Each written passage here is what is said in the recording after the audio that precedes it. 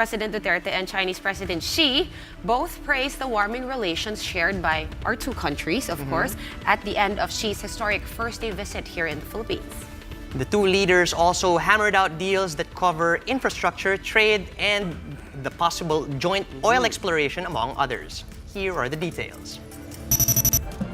It took President Duterte and Chinese President Xi Jinping less than half an hour to iron out deals in a bilateral meeting on Tuesday. After this, the two leaders immediately witnessed the exchange of 29 signed memoranda of understanding, letters, loan, and commercial contracts. These include agreements on infrastructure, trade, and oil exploration, among others. The Chinese leader renewed Beijing's commitment to the Philippine government's ambitious Build, Build, Build push. The two governments inked a comprehensive infrastructure cooperation program as well as an MOU for key infrastructure projects in the Davao region, including the Davao River Bridge project. A separate loan agreement was also signed for the Kaliwa Dam project in the Quezon province, originally pegged to cost around 12 to 18 billion pesos. President Duterte believes these infra deals bode well for the Filipino people. I am pleased with the current positive momentum of the Philippines-China relations. We tackled infrastructure development, particularly China's participation in the projects under our Build, Build, Build program, which aims to bring about a golden age of infrastructure in our country. The task force Bangon Marawi also inked a deal with the China International Development Cooperation for the issuance of panda bonds to be used in the rehabilitation of the war-torn city. On trade, President Xi announced that the Philippines can now export frozen fruits and coconut to the mainland.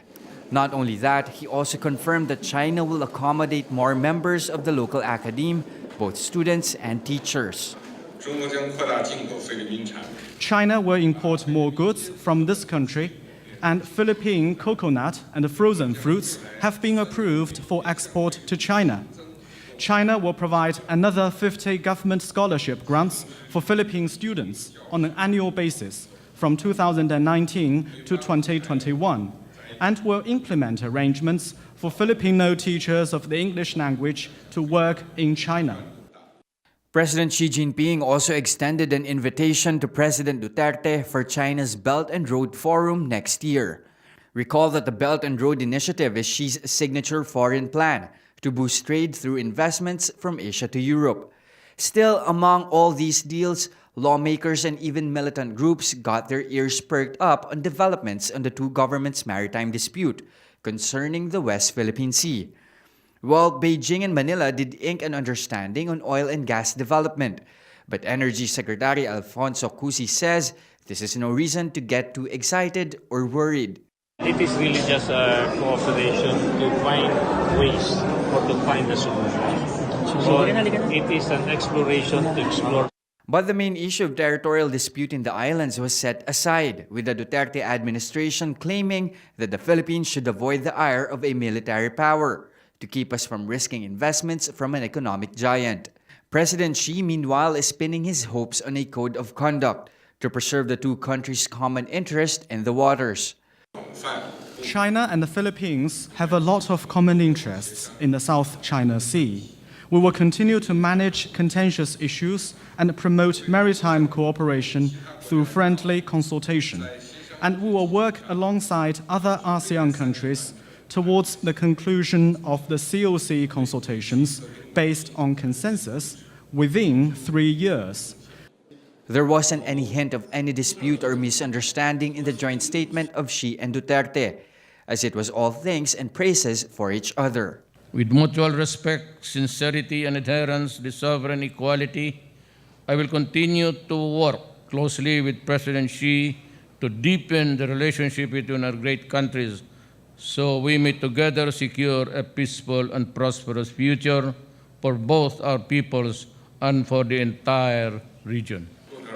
The President and I had a friendly, in-depth, and a productive meeting.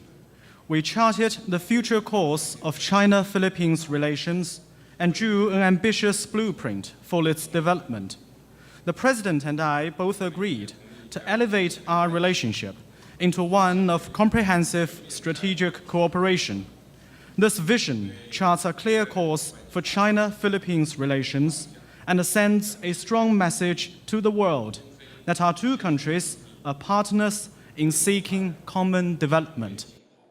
Still, Magdalo Representative Gary Alejano warns against viewing Xi's visit with rose-colored glasses. He says the Filipino people must not lose sight of China's end goal to influence the country's government and policies.